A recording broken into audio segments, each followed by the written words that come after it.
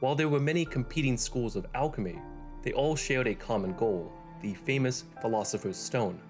While it's most well known for turning lead into gold, alchemists also believed the stone could extend lifespans, fuel lamps for eternity, or even raise the dead.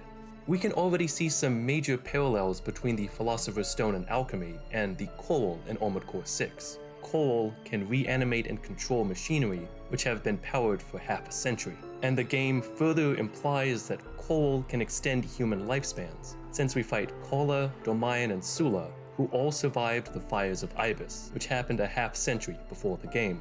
While alchemists researched all kinds of potential leads to create the Philosopher's Stone, in this video I want to focus on one substance that seemed particularly promising. Coral. It was widely believed that coral mimicked the Philosopher's Stone. For just as coral grows in water and gets its food out of the earth, in the same way, the Philosopher's Stone grows out of the mercury water, and what is earthly in it serves as food for the stone, and the superfluous fluid is drained away. Just like coral, the stone gets a red color when it becomes solidified. Coral grows under the water where one would think no vegetable could grow. Ours also grows in a heat which no vegetable but itself can grow. And like both coral on Earth and the Philosopher's Stone, the coral from Armored Core 6 can grow in a place where vegetation shouldn't be possible, the vacuum of space. By studying coral, alchemists believed they could unlock the secrets of the Philosopher's Stone. Due to its color and the fact that it was growing in places thought impossible for plants, coral became a symbol for the lifeblood of Christ. That, coupled with its stony nature, also made it a signifier for immortality, which only deepened the alchemical interest. This would also explain why there were quite a few medieval and Renaissance paintings of Jesus with a piece of coral, though usually as an infant. The emphasis on the blood inside coral also casts a whole new light on Walter's line. Where there's coral, there's blood. It's obviously a commodity for corporations to fight over, and the lifeblood for the Rubiconians. But for Walter specifically, it could also be a way to take away the sins of the past with the cleansing fire of Raven. Now, to actually create the Philosopher's Stone, one common model for alchemy involved 3 distinct phases: Nigredo, Albedo, Rubedo. And I believe that Armored Core 6 does track these stages, culminating in the Alea Iacta Est ending. I do want to stress that this is just one interpretation of the game using an alchemical lens. I'll also be relying on the analysis of legendary psychoanalyst and OSS agent Carl Jung, who was fascinated by alchemy, especially his psychological dimensions.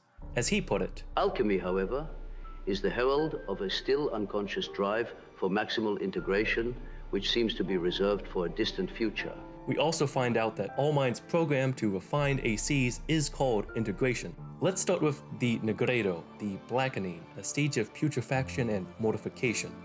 This phase was heavily associated with death, despair, destruction, and chaos. And one of the most common symbols for Nigredo was the caput corvi, or raven's head. The raven was seen as the spirit that dwells in the tombstone, and often accompanied depictions of the black sun. To quote Jung, "The black mass is the massa confusa, the chaos, or Nigredo of Western alchemy, the prima materia, the self struggles to make itself manifest and threatens to overpower consciousness." Of course, once you land on Rubicon, you take on the call sign of Raven before you start to wreak havoc. And in the story trailer, we see 621 barely alive as just another corporate asset amid a sterile environment cloaked in black and gray. Now, having the call sign Raven is obviously a callback to the earlier games in the series, though AC6 also added a new element to Raven as a symbol of resolve and freedom. After the Nigredo, then comes the Albedo, the whitening, a period of purification, cleansing, or refinement. The Albedo was also seen as the white stage of innocence, as in a lack of experience. 2 common symbols for the Albedo were snow and ash. Alchemists also believed that coral was formed from freezing north winds.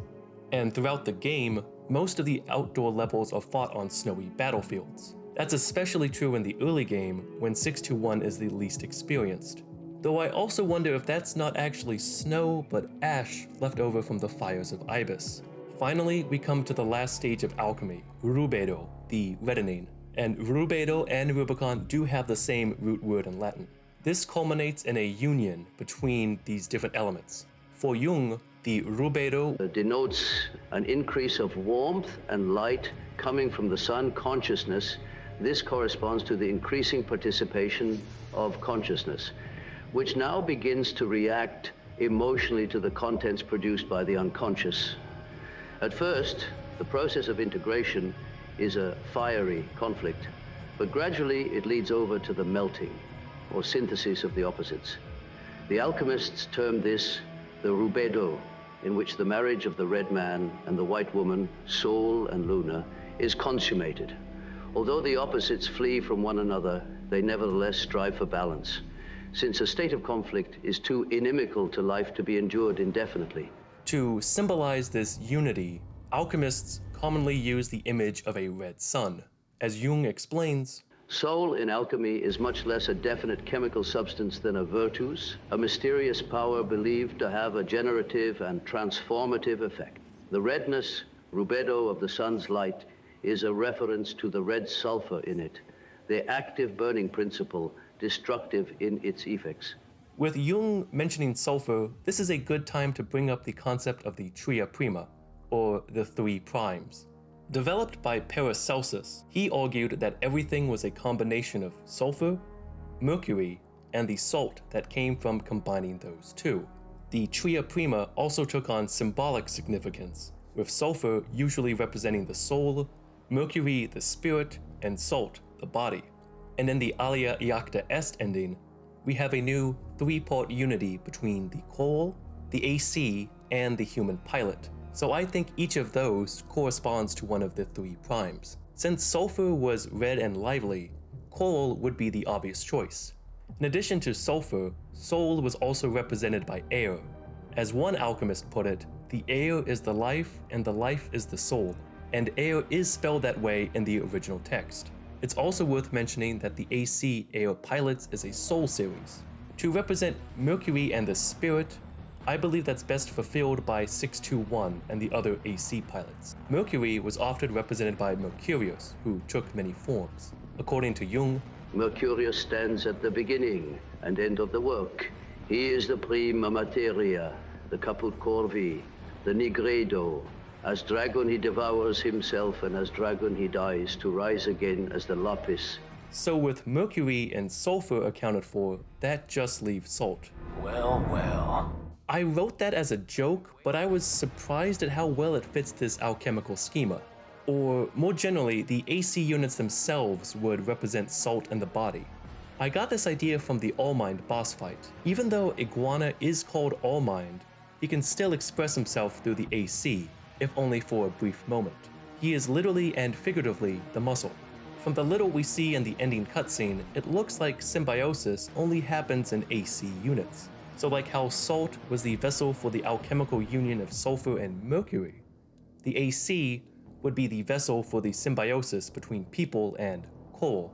Or as one of All-Mind's integration logs put it, it was the ACs developed by the Institute that enabled humanity in coal to complement each other and evolve in symbiotic harmony. Finally, I want to close with something I couldn't fit elsewhere in the script, but it was too good not to share. Paracelsus, the alchemist who developed the idea of the three primes, believed that coal was not capable of being destroyed in fire. If that also applied to AC6, we can see the fires of Raven in a whole new light. But as Mad Luigi pointed out in a great video, we don't really know if this ending would in fact eliminate all of the coal. After all, that's what the fires of Ibis was supposed to accomplish, but that didn't work out. Thank you so much for watching.